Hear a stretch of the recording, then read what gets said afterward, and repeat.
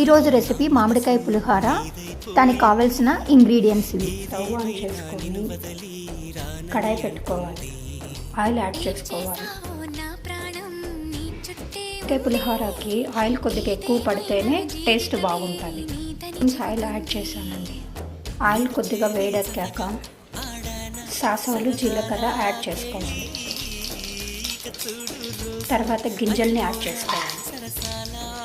ఒకసారి అంతటిని స్టిర్ చేసుకోవాలి. శనగలు అండ్ ఉద్దుల్ని యాడ్ చేసుకోవాలి. పచ్చిమిరపకాయలను వేసుకోవాలి. తర్వాత కొద్దిగా కరివేపాకుని కూడా యాడ్ చేసుకోవాలి. ఇలా ఒకసారి అంతటిని స్టిర్ చేసుకోవాలి. కొద్దిగా ఎండుమిరపకాయలు కూడా యాడ్ చేసుకోవాలి. మామిడికాయ తురుమును కూడా యాడ్ చేసుకోవాలి. ఇప్పుడు దీన్ని ఇలా కలుపుకోవాలి.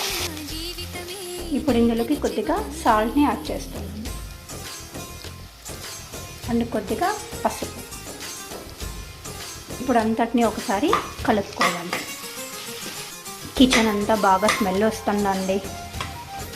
మామిడికాయ పులిహోర కదా. ఇప్పుడు దీన్ని లో ఫ్లేమ్ మీద కొద్దిగా మరగనివ్వాలి.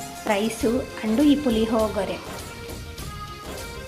రెండు బాగా చల్లారిన తర్వాత అంతటిని బాగా నీట్గా కలుపుకోవాలండి.